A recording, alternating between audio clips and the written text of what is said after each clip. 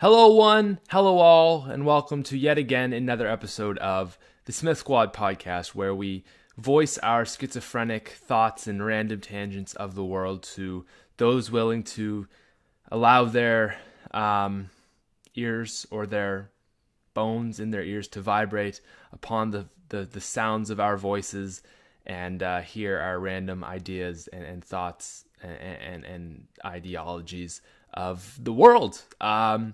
So I guess it's safe to say that I'm not exactly in the best mindset for this. I just got home from school and I got to go to work soon. And I was like, well, I got to do this podcast, and didn't really have time to sort of prepare myself for this. So I'm just going into this basically like, okay, I just got home from school. I need to record a podcast because I have exams tomorrow and I'm super busy. But you know what? I'm not going to be a little bitch who complains about, I have exams and I'm busy, because everyone's busy. Are you busy? Oh my God. You probably have such a busy life. Everyone has such a busy life. Don't be a bitch. Don't be a bitch. Okay. Listen to me, sweet buttercup. Everyone thinks they're busy. There's two kinds of people in this world. There's the people who are too busy and are always too busy. There's people who complain about being too busy. There's that type A. And then there's the people who don't complain about being busy. And that category here really has two subjects. There's two subcategories of that group. And the first type of that subcategory will be the lazy person who doesn't actually have anything. And they're like, yeah, I'm not busy and I don't really have anything and life is good and whatever. And there's the other person who I guess is like me. And I'm like, yeah, I guess I have some stuff on my plate, but everyone has stuff on their plate, and I'm just going to deal with it, and I'm just going to be busy, and it is what it is, and I'm not going to be a little bitch who complains about being too busy, because there's so many bitches in the world who think they're busy, and really the truth is everyone's busy, and you just got to deal with it, because life is busy, and if you're not busy, you're not doing anything. So don't be a bitch. Don't be a bitch, okay? Don't be the kind of people who say, I'm so busy, I don't have any time for anything. Everyone's busy. Make time. You're not special, okay? No one's special. You're not special. I'm not special. No one on this world is special. Just accept that you are on this random floating rock in the world. Like, what? Where is anything coming from is the real question. I sometimes, when I'm in class and I'm sometimes pondering things, I'm like, why am I here? And it's not like, why does the earth exist? Because like, try to get behind my thought process here is, okay, so you've probably thought about like, what would it be like to die and like nothing happens afterwards and there's just kind of nothing. Okay, so why is there anything? That is the ultimate question, is why is there anything? Why is there not just a world, not just why is there a universe, but why is there anything ever? Why did anything ever have to exist? Because just the fact that does is so random, is so ridiculous, that the fact that I am sitting here able to talk, but to go beyond just the fact that I'm able to talk, is the fact that there's even an anything. So like they say always before, like, oh, there's the Big Bang Theory and there's all this stuff. And, there was just a bunch of energy. Well, what was before that? Like I just kind of like imagined a big white slate, and like behind that white slate is just like a little tiny pea of energy or something maybe. But then imagine if that wasn't even there. Imagine if that wasn't even there and it's just nothing. There's literally nothing. If there was nothing ever, nobody would have known. Why did there have to be anything ever? Why did there have to be any sort of conscious reality or rocks or energy or anything? And when you start thinking about that, you're like, what the fuck is going on here in the world? Why is there anything? I'm serious. Why is there anything? Like how random is it that there is not just existence on the level of consciousness, but existence of anything ever? Like, I just find the fact that happens, you think about life on that sort of scale, you're like, whoa, there has to be something a little bit more significant going on here, because the fact that anything exists ever is really, really random and really just kind of pointless. So I sometimes think about that, and it really humbles me. It really, like, what? Why am I here? Why is anyone here? Not just the earth, not just our existence, not just our consciousness, not just energy, not just matter, not just atoms, not just empty space for that matter, but anything ever. The entire universe at its grasp, the infinite that is the universe and every other multiverse and every anything, why is that even here? And that's something people, you either get what I'm saying or you don't. And if you don't 100%, if there's, whenever I try to think about this, I feel like there's some sort of like matrix type thing. And when I try to think about this, there's something that just kind of, there's like a circuit going through my head, and it just kind of, there's like a gap between the circuit where I go in, okay, so why do I exist? I can kind of get my head around that. You know, I'm bored and I'm made of all this crap and the soul, whatever. I don't know about that. Then there's the earth and there's all this matter, and then there's the universe that contains it, and it all came from this. But why is there anything ever? That's my big question. And I say, why is there anything ever? And I don't really think about it. But what I'll do is I'll think about it, and I'll really think about, why is there anything ever? And see, I just did it right there. And like really thought about it hard, really thought about it in my mind. And it's like, there's like a gap. There's like a short circuit that like the mind just, and if you know what I'm talking about, if you really have a sense for what I'm trying to say there, of the existence of anything ever, like space or just any sort of reality. See, I just thought about it again. It's this really weird sort of thought that's like, what? It's like this, it's like just something is short-circuiting. It's like, nope, we can't show you that. My brain's like, nope, we don't know that. And it's just really like weird. It's like your brain just avoids that question almost. Like it just kind of short-circuits, like, whoa, I don't have an answer for that. Or maybe it's short-circuiting because it doesn't want you to know the answer.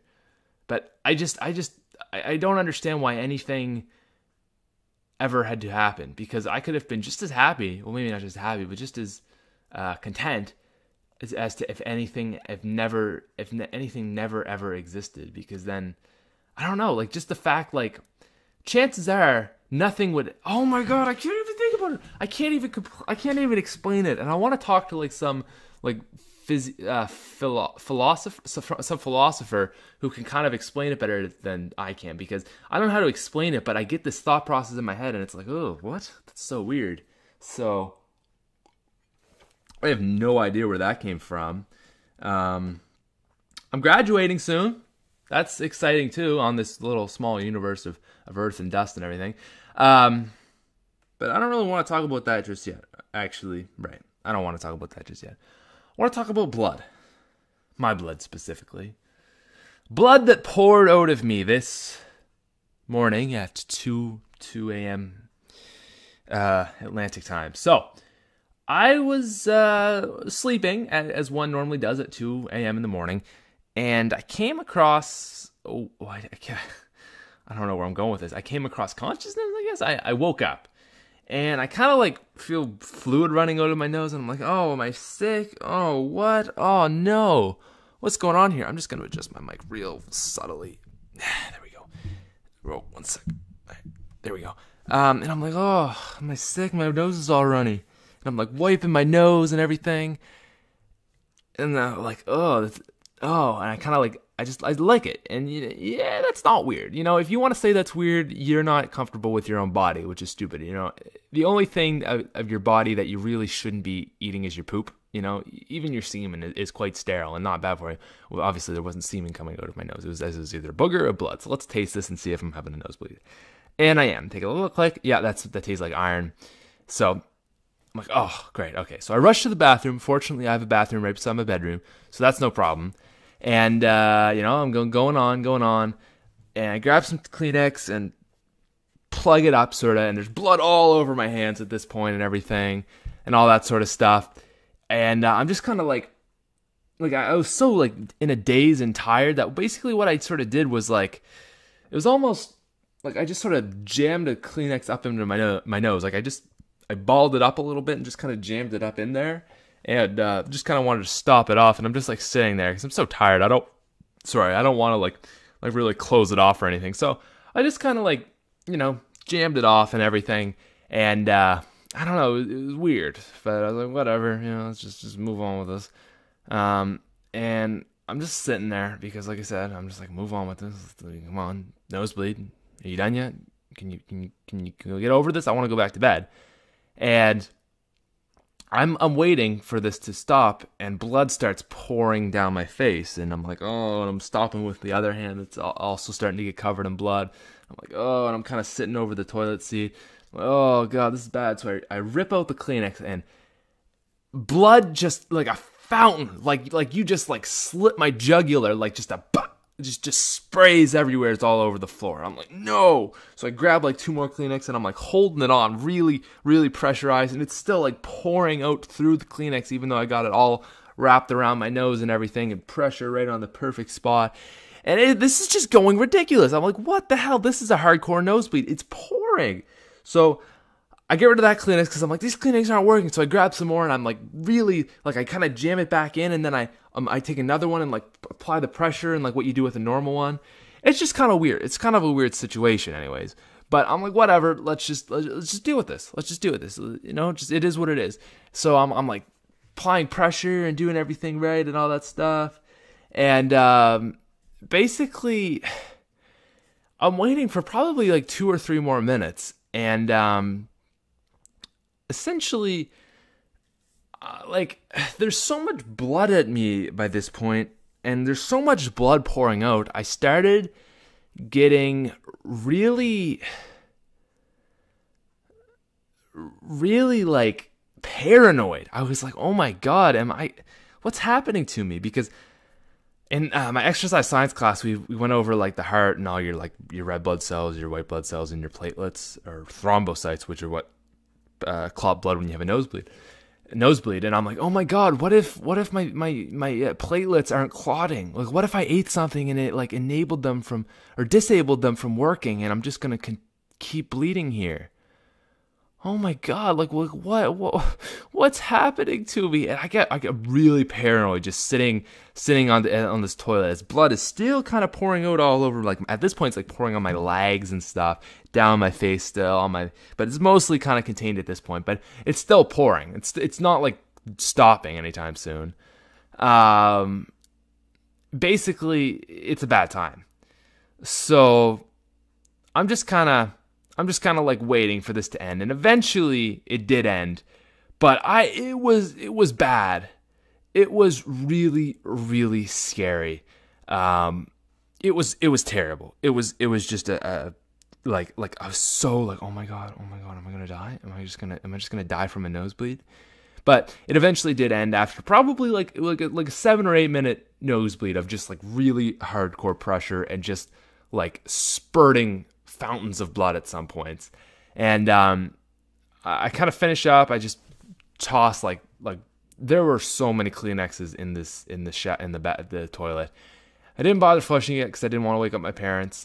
So I just kind of ran the tap a little bit, kind of brushed off my face, my hands, went to bed. And this morning I woke up about 8:30 because I had a free period this morning, which has nothing to do with the story, but maybe if you're wondering why I woke up so late for a school day. Anyways, I wake up to my dad in my bathroom. Well, the bathroom. It's just closer to my bedroom, so I say my bathroom because my brothers have moved out. But also has nothing to do with the story. Anyways, my dad says, he walks into my room, and I'm just kind of checking Twitter, and he says, Patrick, where's the body? So I'm like, oh, right, I had a nosebleed last night. Oh, that was terrible, Dad. He's like, yeah, I can tell there's blood everywhere in the bathroom. And I'm like, really? I'm sorry. So I get up, and I'm like looking at my hands, and there's just crusted blood all over my hands, running down my arms. It's on my legs, my kneecaps, everything, on my boxers. And I walk into the bathroom. There's just droplets of blood everywhere, on the floor, on the toilet seat. There's a little bit even on the walls, which must have been from when it spurted. So it's everywhere. So I spent like 10 minutes cleaning up this blood. And at the end of it, I'm like, oh my God, I'm wearing a white shirt. So I go check in the mirror. Okay, like totally white shirt, right? So I go, I'm like, oh my God, this shirt is going to be so bad. I look in the mirror, not a single drop of blood on my t-shirt. I don't know how, but for some reason, for some just way of the universe, there wasn't like I would wager probably 200 is a lot. Probably maybe 150 milliliters of blood. Somewhere between 100 and 150, which isn't that much on the body. It seems like a lot for a nosebleed, but there was so much blood just everywhere. So maybe that's a really big estimate. But I've got my blood taken out. I know what 500 of blood looks like, 500 milliliters of blood, and it looked like considering what was on the floor and everywheres and on my hands, as well as what went into the toilet and all that spurting, I would say probably like 100 milliliters of blood. Like, it was a ridiculous ass nosebleed, the most ridiculous nosebleed I've ever had, just pouring forever. And I didn't get a single droplet of blood on my shirt. I don't know why. I don't know how. It was all over my hands, dripping on my arms. It was all over my, well, not all over my boxers, I should say, but there were a couple drops on my boxers, all over my pants, or all on my skin, my legs, and just all over the floor. There was so much blood on the floor. It was like embedded in the cracks. Oh my God, it was bad. But my shirt is fine. So, I mean, if you're going to look at it positive, at least you can say that, hey, my shirt is okay. God, this is a random ass podcast, I must say. By the way, I just wanted to mention the gameplay. I haven't been playing video games lately. I'm just taking a break off from video games. I've been playing too many video games, and my eyes are starting to hurt, and my eyes hurt right now, actually. This is my last week of high school, so I've just kind of been enjoying it. I haven't been playing any video games, so this is the only gameplay I had. I was like, well, it's probably better than nothing again, just as last week was. So that is what it is. But yeah, okay. I should probably get moving on. All right. So last night was my athletic awards night, and this kind of ties into graduating, which is what I wanted to talk about, but I did want to give you guys that blood story first. Anyways, which I actually might turn that into an actual video if you guys enjoyed it enough. This is kind of where I test stuff. Sometimes I just test things, and if it's funny enough or just an entertaining story, I put it out there for the whole channel. Well, this is for the whole channel, but not everyone listens to this. By the way, if you do listen to this, I think you're awesome. This is like one of my favorite things I've been doing on my channel right now. Even though it doesn't get a lot of views, I really just enjoy it for the heck of doing it. And see, here's like the introduction that I should have done at the start, and I just didn't feel like doing it because now I'm kind of into talking and stuff. I was going to get a guest, but I have an exam tomorrow, and I have been studying all week and enjoying my last week of school and all this stuff. And I was like, you know what? I realized today I woke up, I was like, oh, damn, son, I have to do this podcast. And I was like, well, Patrick, you could not do it. And I was like, no, Patrick, do it. Don't be a bitch. Do it. You're not that busy. No one's that busy. Just do it. And so I did it. Well, here I am doing it right now. And I was like, well, who am I going to get on as a guest? Because the only people I could get on a guest would be like people I know really well. And because I can't like get a big guest like, oh, hey, come on right now. Okay. So I was just like, you know what? We'll just do this solo. And that's what I should have said at the start. But like I said, I just wasn't in the right mindset to do this podcast until now I am. Anyways, graduation. So last Tuesday, so that would be like 10 days ago now or something, the 3rd of June, we had our Achievement Awards night. And that was like for if you're a good student and a good athlete or extracurricular person. So that could be sports or arts or music or whatever, which would also be arts. But that, like anything, and also having good grades. Extracurricular activities and grades. So I was supposed to go to that because I was going to get a plaque, because if you get it all 3 years, you end up getting a plaque. And it's not that great an award. I think you have to maintain an 80 average and do at least 2 extracurricular activities. I do football and ski teams, so I got it all 3 years. So that's cool. But what? I'm just this gameplay right here. What am I doing, Patrick? I must have been texting or something. Anyways, so I didn't go to that because Extinction came out that day, the new Extinction map, which, by the way, I'm really sad that no one likes. It's so much fun. I haven't played it much yet, but it's really fun, and I can't wait to get playing it this summer. But I didn't go because I wanted to make videos. And I kind of didn't really care because it's 2 hours and I just get this plaque and all this stuff. So I didn't go to that. But I did end up getting my plaque a couple days later, I should mention. I said I didn't want to go get it. So my friend went down for me to the office and he's like, hey, I'm Patrick Smith. Can I pick up my thing? And they gave it to him. Like, what if, like he was just getting it for me because I didn't want to go down and get it.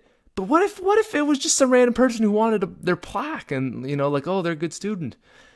But no, he just went down and he's like, yeah, I'm Patrick Smith. And you're like, are you? And he's like, yeah, just give it to me. And they gave it to him. It's like, what? But I got my plaque, and it was a piece of junk, and they spelled my name wrong, so I was pretty disappointed. My plaque has like a giant knot in the wood in it behind the back, and it's like just like there was a knot, and it got like maybe bent out, like it popped out or something, or someone just took it out, or it's just a bad piece of wood and it just kind of came out on its own. And yeah, so I got a piece of crap plaque, and they spelt my name wrong. So I'm glad I didn't go. But this last night, which was Wednesday the 11th, this is going up on Friday. I'm recording it Thursday, so this was last night to me, 2 nights ago to you. We had our sports awards night, and that's a little bit more significant because it's your sports team, whatever team you played on. Oh, sorry, I need another drink. And all that stuff. And it's pretty fun. It's a good time, and it is what it is. But I really, like, again, I didn't want to go. I was like, I know I should go, but I didn't really want to. And it was mostly just because, like, it's a 3-hour long ceremony, and I'm only going to stand there for a little bit. And I had never gotten an award before, and I was like, well, I might get an award this time. I might not. We'll see. I didn't end up getting an award, so I just kind of sat there for 3 hours. But the significant thing of the night, which was what really made me go, was I gave a speech to 800 people. 800 people. I talked in front of 800 people. And to someone with common sense, they're like, Patrick, what's so big a deal about that? Aren't you doing that right now? Yeah, I guess when I think about that, I really am. There are 800 people, probably likely 800 people out there listening to me. But why is it a big deal to you? Well, I don't know what it is, but trust me, people were saying I should go for valedictorian because I'm kind of like charismatic, I guess, just because I can speak. I can speak in front of people, I guess. And I'm like, no, I'm not. I can't do that. I can't speak in front of 2,000 people at my graduation. But I had to do this thing last night, and it was kind of the same thing. Like, I got volunteered for it, and I didn't sign up for it.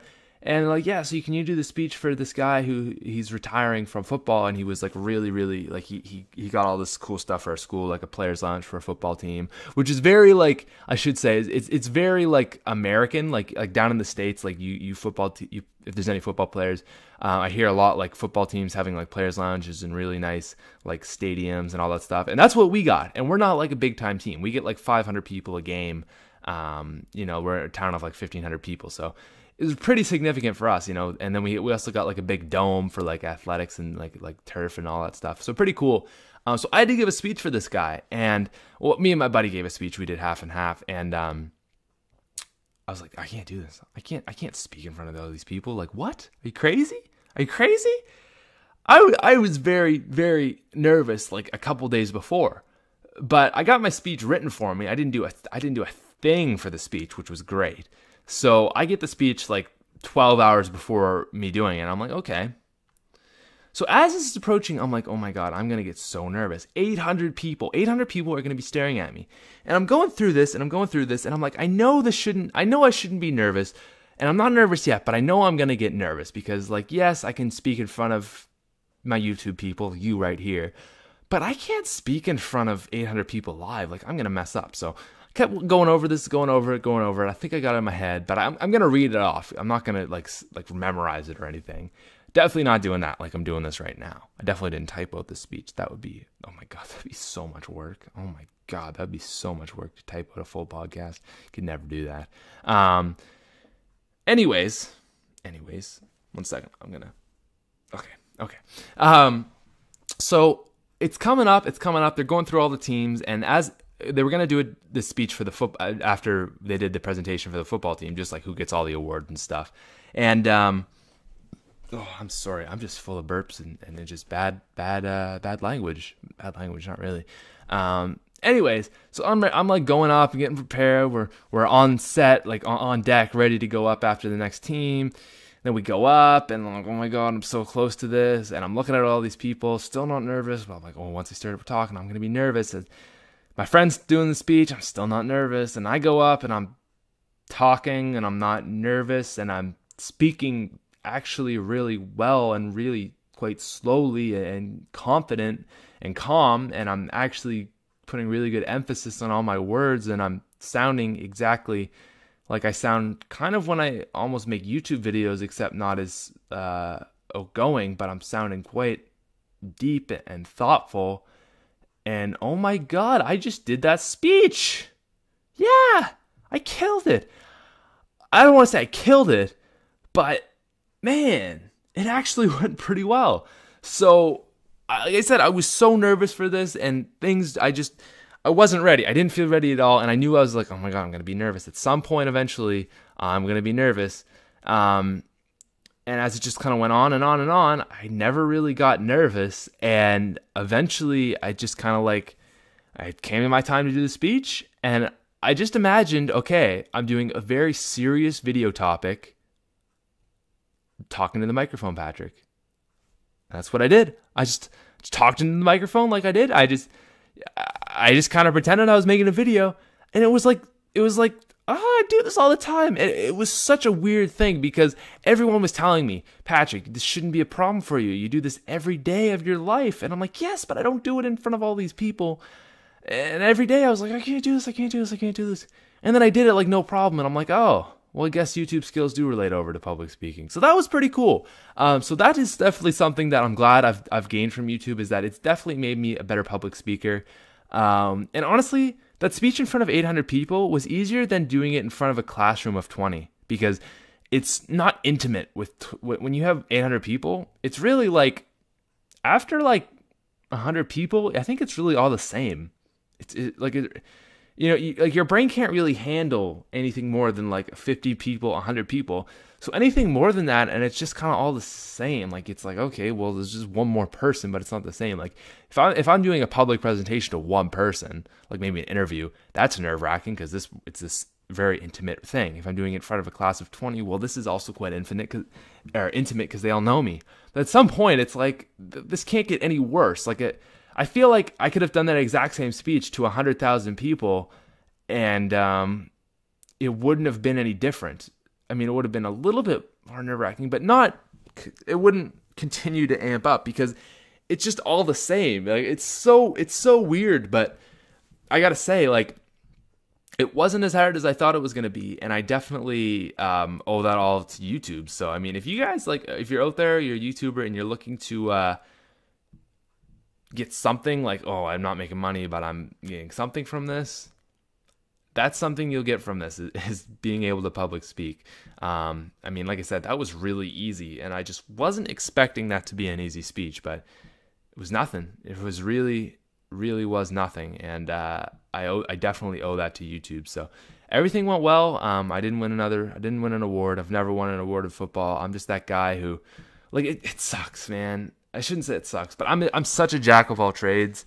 I'm very, like, I'm good at school, 90 plus average, but I'm not the best. I'm good at sports. I was a captain this year on the football team, but I'm not the best. Didn't win any awards. I'm good at YouTube, but I'm not the best. I am such a jack of all trades. Like, I'm good at guitar. I can play guitar. I can play some songs, but I'm definitely not the best. Everything I do, I get good at, but I never get great at. And I shouldn't say great, but I don't get professional level at. I can get good at things, but everything I've really ever experienced, I'm never like, I'm never the best at anything. I'm always like really good. And there's like jack of all trades, master of none, though oftentimes better than the master of one. That's kind of how I feel. It's like, well, yeah, I may not be the best at anything, but I'm pretty good at most things. And I feel like most people who say that, they're more like an 8 of all trades. Like, if you're looking at the cards, like, they're an 8 maybe, or a 7 of all trades, assuming king is the highest. A master would be a king. And I feel kind of like a jack or a queen at most things. Like, I'm pretty good at guitar. I know, like, I have a lot of talent, and I put a lot of work into guitar. So if I wanted to be good at that, I really could. YouTube, I basically put my all into it. So you see what you see is basically my best. Except maybe this podcast, because God, this has been unprofessional, but I don't care. I'm having fun. I hope you're enjoying me talking. Let me take a drink real quick. Other things, like, like school, for example, like, like I think my average this year is 93, which isn't as 93, 94, which isn't as impressive as it sounds because I've had really easy courses this year. But even like my grade 10, where I had 8 courses and only 1 easy course, I still had like a 93, 94 average. So I'm really good. But, I'm never the kid who wins the awards. I'm never the kid who wins anything. And it always kind of sucks. But at the same time, I tell myself, like, Patrick, you work really hard and you're good at a lot of stuff. So you do you. And there's some people who say, oh, well, at least you're good at this, at least you get 90s, and at least you do this. And you're right. You're absolutely right. And that's what I tell myself. I say, yeah, like maybe I'm not the best, but, I don't need to be Bill Gates. I'd be happy being Steve Jobs. Well, I don't want to be either of those guys. I don't want to be rich, dude. I don't think being rich is good. I think being rich to an extent is good, but mostly just to give you security and be able to be comfortable. I really think that. I really don't think that being rich, like maybe a couple million, like maybe, I don't know, like I'd say no more than 5 million. Nothing. I don't want to be making anything more than 5 million, which is like, oh, look at you, Patrick, you're so modest. Oh, but I'm saying like I don't want to. It's not like, oh yeah, I'm saying like, oh yeah, 5 million, I could live off 5 million. No, I'm saying that would be like the maximum I'd ever want to make. Because I feel like anything over that, and it's like unnecessary. It's just kind of like, oh, why do you need anything more than that? Like 5 million is good. You can buy some nice things if you want it. You're not going to be like, I'm not much for buying stuff, but if you have 5 million, you can buy a nice car, you can buy a nice house, you can buy a cottage, you can travel wherever the hell you want, which is really my big thing. I just want to be able to travel, and you can just be comfortable, and then you can focus on the things that really matter, like your loved ones and all that stuff. So I think the max you would ever need is 5 million a year.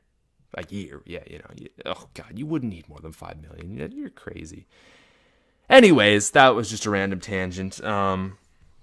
So I've been intermittent fasting, and for those of you who don't know what this is basically fasting every day. It's kind of hard to explain, but it's fasting, so you don't eat, but it's broken down into each day. So for the average person, let's think about you on the screen right now. How you probably eat, you probably wake up, have a bowl of cereal, have your toast, have maybe some bacon and eggs if you're badass like that. And, you go about your day. So you wake up, let's say 8, you eat at 8.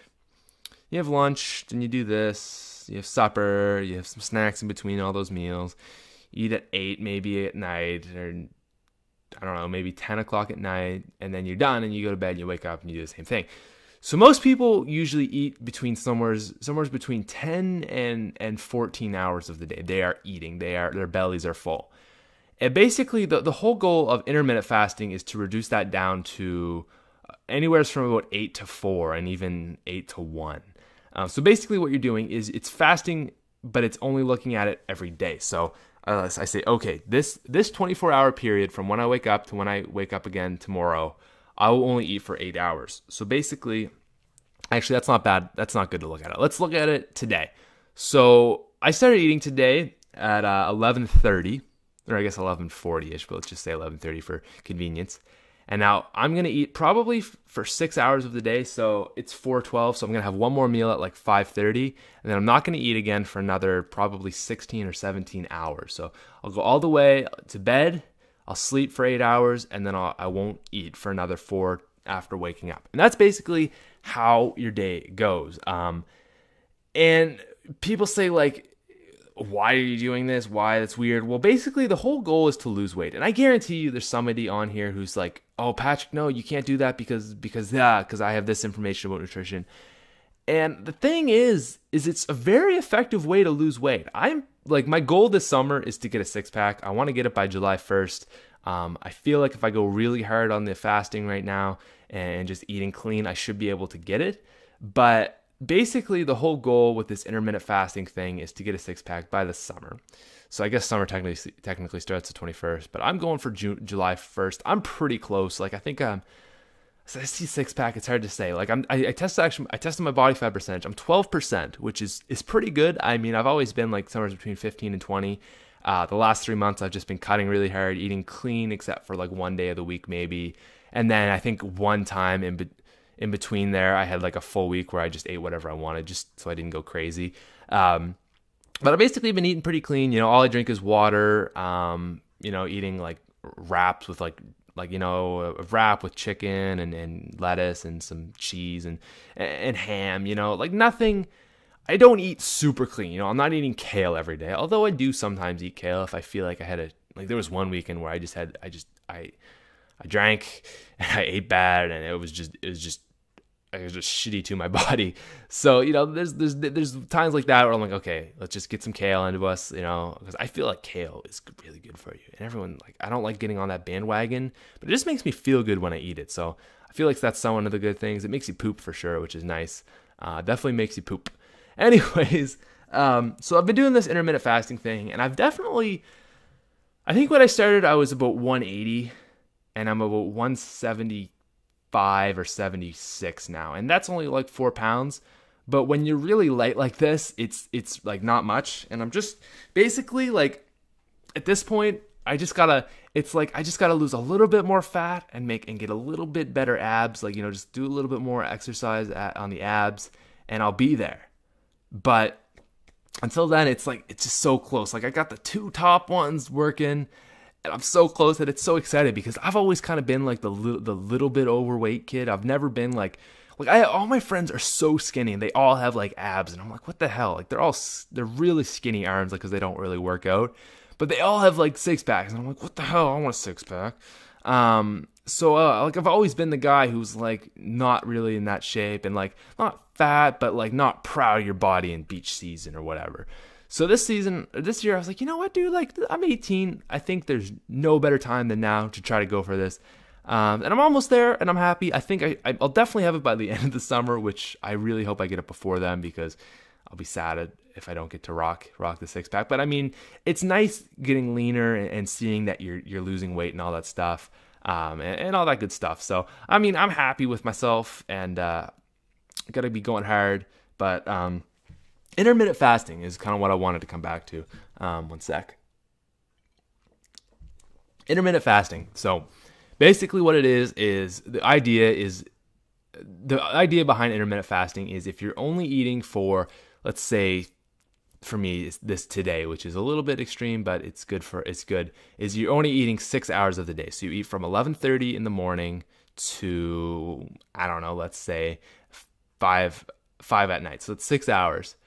The average person will probably tell you, like, oh, don't do this because your metabolism is going to slow down, Patrick. Oh, if you don't eat breakfast, your metabolism is going to slow down, and you're actually going to gain weight. Yeah, no, it's proven by science. No. That is common knowledge, is if you don't eat breakfast, your metabolism is going to slow down and you're going to gain weight. Everybody in the freaking world who knows anything about nutrition will tell you that. And guess what? They're wrong, okay? They're wrong. Maybe they're right. You know what? They probably are right to some extent. I imagine they're probably right to some extent. But they're not always right. Here's another thing, Fats. They used to say, oh, fats are bad. You can't eat fats. And now it's kind of turning around that, oh, actually, you can't eat fats. And then it was kind of carbs. It was like, oh yeah, you can't eat carbs because carbs are bad. And then I was like, oh, actually, no, carbs are fine. It's just the sugary carbs that you can't eat because that raises your insulin. And it was like, oh no, actually, it's just calories in, calories out, bro. So you can eat whatever you want, bro. Science, if it fits your macros, bro. And now it's like, well, I've heard all this stuff, and then I tried this intermittent fasting, and I actually lost weight, and it's actually a lot easier than any sort of diet I could do, because basically the whole point behind it is you don't eat for 16 hours, but then during those 6 hours, you can eat whatever you want. So like I try not to eat pizza, but I ended up eating pizza today. But I eat clean, but I'll eat a lot. Like I had like probably 1,000 calories for lunch. I had like a 200 calorie snack like an hour ago, and then I'll probably have like maybe 600, 700 calories tonight for supper, and then I won't eat again. So it's like kind of 2 big meals I try to get, and then one sort of smaller one in the middle. And like people will tell you, I've told people that I'm doing this, and like, no, you can't do that because your metabolism is gonna slow down. Well, there's other studies that say your metabolism won't slow down until 72 hours after not eating. So, oh, okay, if I do it a couple days, and then I don't do it every day. I do it like usually I do it usually 4 or 5 on, 2 or 3 off. Or yeah, that's right. So I don't do it every day, but I try to do it quite consistently. But people tell you like, oh no, you can't do that. And then there's all these other things, like I said, like you can't eat fats, you can't eat carbs, you can't eat sugars, you can't eat all this. And then there's all these exercises they say, like, oh, you gotta do this exercise if you want to lose weight. You gotta do this exercise if you want to lose weight. You gotta do this exercise if you want to lose weight. And it all comes back to like one thought that I finally figured out. And I'm really interested in nutrition. I've been trying to figure this out for a long time, and I think I finally got it. It's like I used to be like, even like 2 months ago, I was kind of like, because I didn't start the intermittent fasting thing for maybe six or 7 weeks ago, and I found it's been really working for me. But I never really like got it. I always thought that there was one set way to lose weight. And are you ready? Oh, nope, no fail in the gameplay. Nice job, Patrick. I've always thought that there was like this one set way, like, oh yeah, just do this and you'll be fine. And I think it's more like, no, the body is super complicated and you can't really give one set way for everybody because there is no one set way for everybody to get better. You know what I mean? Everybody is different. Everybody has different needs. And there is no like just set way that you can tell somebody to do something for them to lose weight or for them to get strong. Everybody told me, Patrick, you need to take a mass gainer to be gaining weight for football. And I didn't. I said, no, I'm not taking a stupid mass gainer. I'm going to get fat. So what did I do? I drank whole milk. Oh, you can't drink whole milk? That's fat. Well, guess what? I actually gained a lot of milk. Or I gained a lot of weight. Yes, some was fat, but I gained a lot of muscle from drinking just whole milk. And you know what? Whole milk won't even really make you that fat. I find like I could probably still be drinking this when I'm trying to lose weight. It won't work.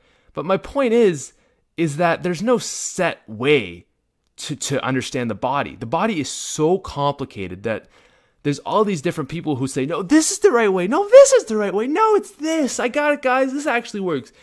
Whereas no one's really like putting everything together and saying, oh my God, no. Like it's so complicated. There's no one set way, you silly people. No, you're stupid. Don't be stupid, okay? There's not one set way to lose weight.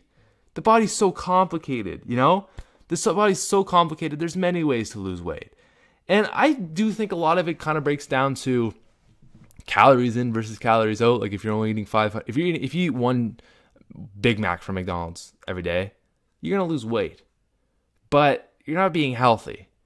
But what does that like? It's so complicated. There's not one sort of way you can learn everything, and don't pretend like there is. The body is complicated. What works for some people will not work for others. Do what works for you. And above all, regarding nutrition, I think the key is just eat smart, okay? If there's anything that ever says like healthy on it, if it says, oh, great source of this, good source of vitamin D, good source of this, it's not good for you, okay? If there's any sort of product that is trying to promote that it's healthy towards you, it's probably not that healthy. Maybe it says it's organic or something. But most things I've found that try to promote them being healthy, if they have to do that, then they're not actually healthy. Like apples aren't saying, oh, good for this. It's just an apple. Just buy it. Don't be stupid. Just buy the apple, okay? There's no marketing on apples. They don't market apples. They're just there at the supermarket and you buy apples. Okay? You know, it's Coca-Cola and all these stupid people saying, oh, we're going to end obesity. And what's that? Oh, what is that stuff? And I really thought it was good for you. Cliff Bars. Everyone thinks like, oh yeah, the protein bars and they're good for you. They're not good for you. There's so much sugar in them. But it's saying, oh yeah, good for you, bro. It's not that good for you, okay? Just be sensible, stupid. Did it come from a plant? Then it's probably good for you. Is it genetically modified? Well, it may not be good for you. It may be good for you. That's a very iffy topic. Has it been soaked in pesticides? Well, then that's kind of another iffy topic. But trust me, apples with pesticides and chemicals on them 10 times is still better than like a McDonald's burger that also has all those pesticides and is really bad for you too. Okay? Like no, just be smart. Like there's no like everyone says like, oh, there's like eat healthy and all this stuff, but really it's just like eat fruit, eat eat meats. Like if you can get grass-fed meat, do that. It's better for you. But it's not like this complicated thing. Like you're looking on the back for like the smart selection guide. You know what they say is a smart selection? I remember this is like the Canadian, like how it says like, oh yeah, it's like kind of like a recommendation. Yeah, that this might be good for you. Mini Pepsis. Smart selection. Oh, it's a small portion, so it's good for you. No, it's not good for you. It's less bad because it's just less. It's not even less bad. It's just less. I could drink half a can of Pepsi. That doesn't mean it's healthy. Okay, that's like all these these fat-free salad dressings. Healthy? No, it's not healthy. It's just less bad. Okay. Coke Diet Coke, Coke Zero. I don't know what the difference is between those two. It's not healthy. It's actually probably worse for you. Like there's so many things that they try to say healthy when the true thing should be less bad, okay? Apples are healthy, bananas, kale, lettuce, spinach, meat. It's kind of debatable, but no, just be sensible with your food, okay? The key is just be sensible. If it's in a package, it's probably not as good for you as a lot of other things. I mean, there's like milk, there's things like that, and there's maybe milk isn't even good. The problem with food is like everyone's just, it's really just fucking with food. And like, I don't know what's good and what's bad. And there's a lot of stuff, but just be sensible with it and you should be okay is kind of what I like to say. But the problem is we get so confused with like what's good and, oh, nutrition labels. Got to look at those nutrition labels. Well, not really. Because as long as you're eating healthy, you shouldn't be, as long as you're eating healthy food, the nutrition label shouldn't matter. And that's my thing, but oh God, allergies. Oh God, allergies are just, I wonder if allergies are something caused by food, because I feel like no one had allergies 2,000 years ago. There's no way anybody had allergies 2,000 years ago. It was like, no, you just didn't have it. You're outside all day. I don't know what it is, but I get like seasonal allergies and my eyes hurt and my throat gets itchy. Oh, so itchy. It just sucks. And I don't know what I don't know if that's like food, but it's weird because, you know, they say like, oh, you got to take a drug for this and all that stuff. And I don't know if drugs are the solution. Well, drugs are a weird thing, aren't they? Drugs are so weird. In the last couple of months, I've taken a really big interest in just researching drugs, and I've really learned a lot about just drugs in general. I did my research paper on basically the pharmaceutical industry and there's the fact that there's a lot of corruption in that with how they do studies and things like that. And basically, like, there's a lot of drugs that are marketed out there that are really quite bad for you. Not bad for you, but the problem with all the drugs out there is there's a lot of not capitalism, but like a lot of people are driven by money when making drugs, and they don't have the health of the consumer in their best interest, is what I'll say.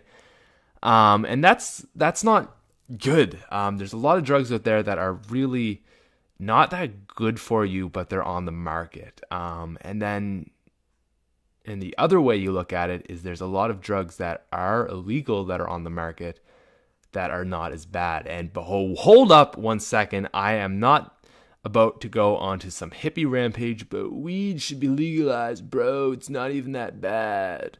Because I don't smoke pot. If you want to smoke pot, you do you, and go for it. It's probably not going to hurt you. Do it, okay? Don't do it every day. You shouldn't depend on any drug any day, okay?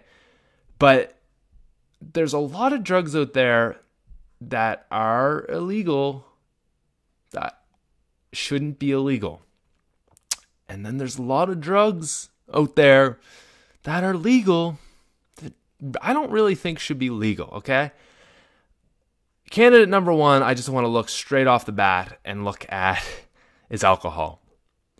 alcohol's a drug. And if you are someone who's going to say, no, if you're someone who says drugs and alcohol, tobacco and alcohol, or tobacco and drugs and tobacco, drugs and alcohol.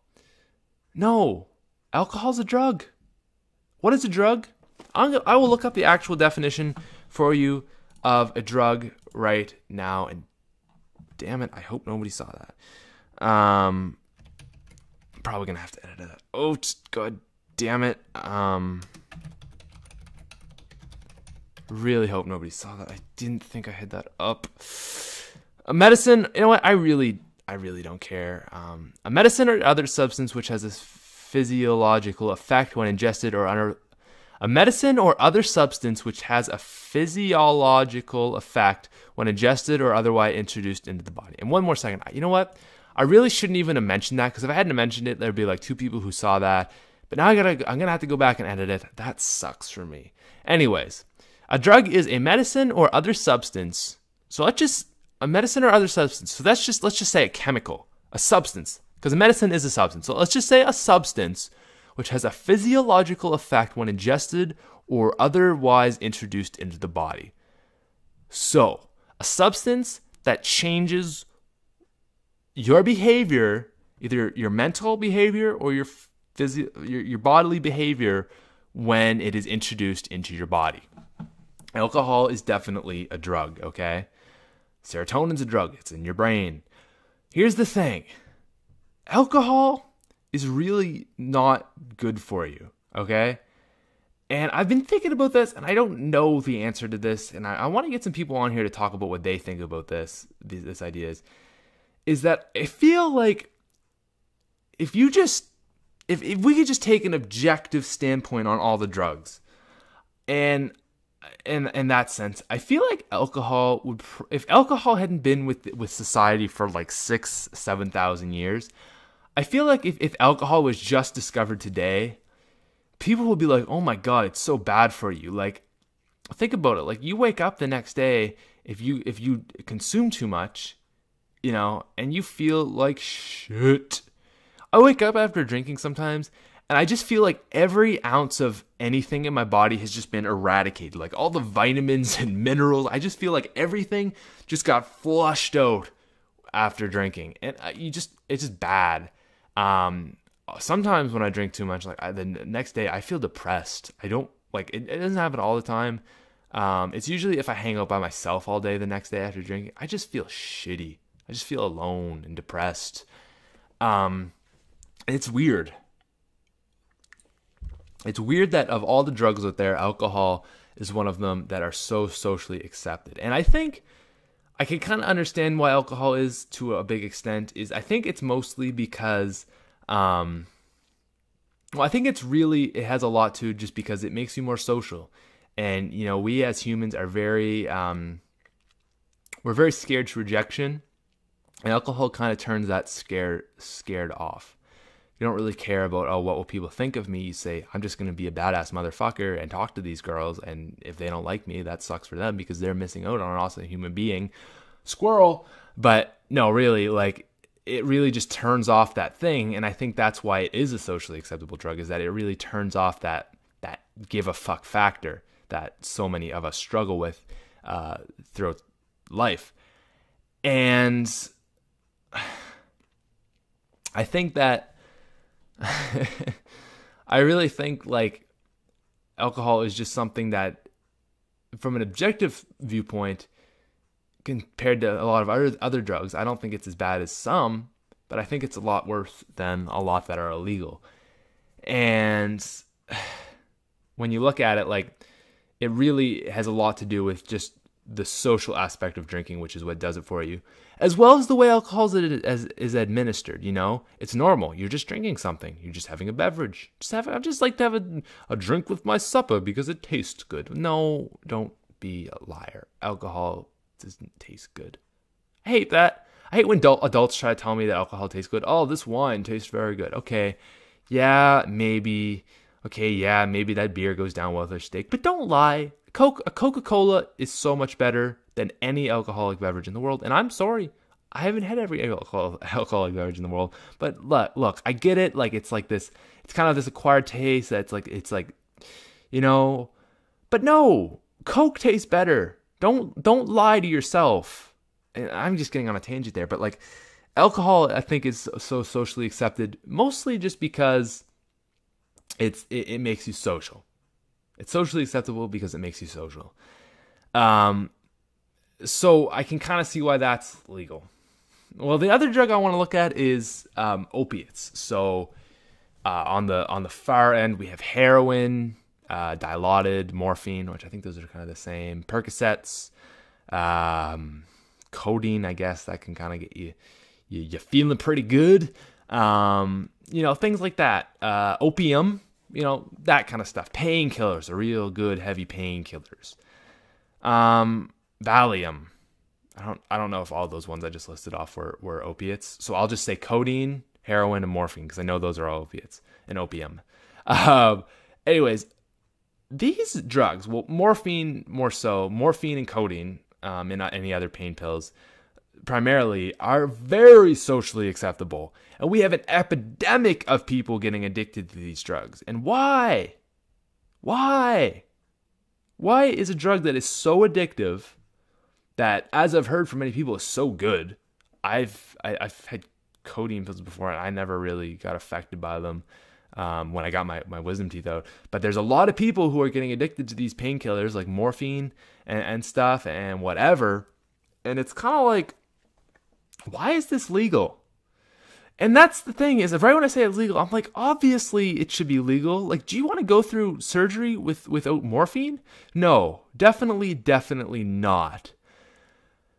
But I feel like there should be definitely a better restriction on that because there's so many people getting addicted. So even right there, when I say it, I'm like, oh yeah, it's so addictive, it shouldn't be legal.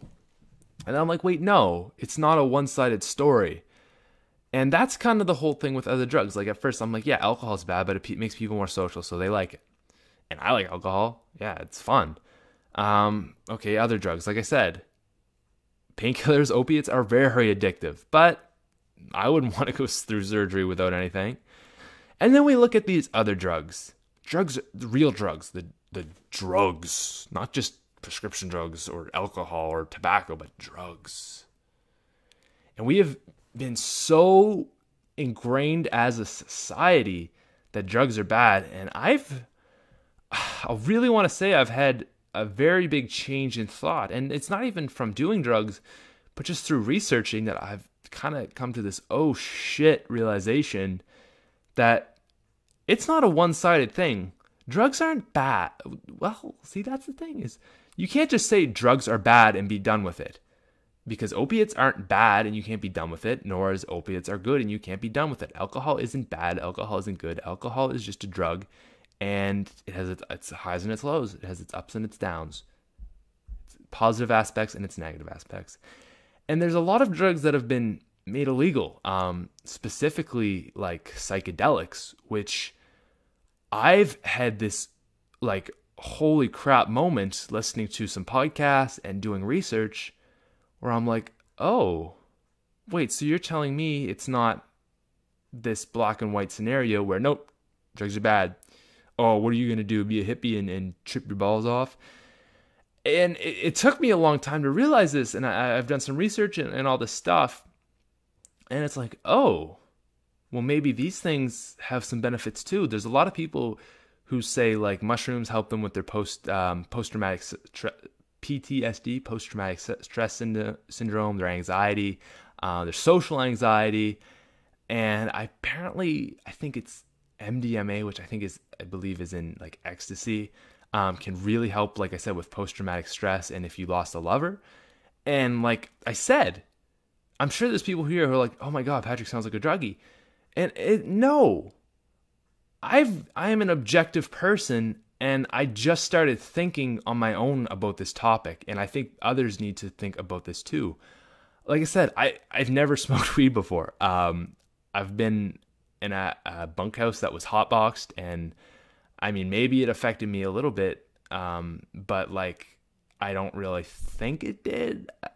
I didn't feel any difference. what I'm saying is I've never smoked weed. I've never done any like psychedelics or any other drugs, like, whatever. Like, I've never done mushrooms. I've never done acid. I've never done MDMA. I've never smoked weed. I've never, I've smoked like from a cigar twice in my life. Like I'm a pretty, straight edge kid when it comes to like that. And I'm not like, oh my God, no, drugs are good, dude, you should do them. But I've had this crazy eye-opening thing in these last couple months where I'm like, oh, maybe drugs aren't that bad for you. Oh, whoa. So what if we've been being lied to?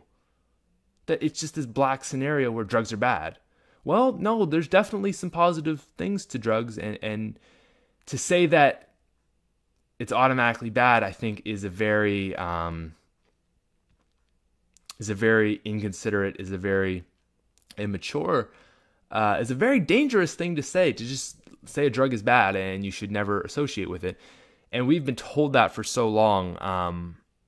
And I really wish I could kind of continue on with this, but basically what I'm saying is I've kind of had like this realization recently that it's not as black and white as I once thought it was, as people once told me throughout my whole life. And, it's very eye-opening. So, the next time someone tells you drugs are bad, don't believe their story 100%. I think everything is black and white. So, it's with any drug, like weed, for example. It's probably not that bad for you, but it has some negative effects. I know for sure it affects people's memory, because I have a friend who smokes weed all the time and he has the worst memory ever. But at the same time, it doesn't mean it's 100% bad. And that's the problem, is people think it's black and white when it's not. It's a full color scale. And whenever someone tells you in your life that something is this way, question it, because they're probably wrong. Bye, guys. I love you. Thank you for watching. As I awkwardly pull this up, I love you. Mwah. Mwah? Was that a kiss? There you go. Bye.